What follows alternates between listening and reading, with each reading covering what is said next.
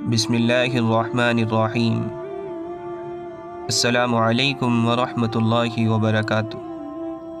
सय्यिदना अब्दुल्लाह बिन मसऊद रज़ी अल्लाहु अन्हु से रिवायत है कि रसूलुल्लाह सल्लल्लाहु अलैहि वसल्लम ने फरमाया, अल्लाह के एक बंदे को कब्र में 100 कोड़े मारने का हुक्म दिया गया।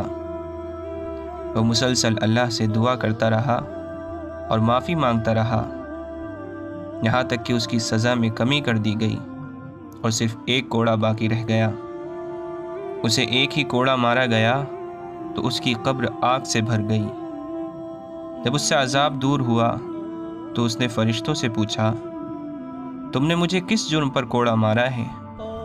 फरिश्तों ने कहा, तुमने एक नमाज बग़ैर वज़ू के पढ़ी थी और तुम एक मज़लूम के पास से गुज़रे थे और उसकी मदद नहीं की थी।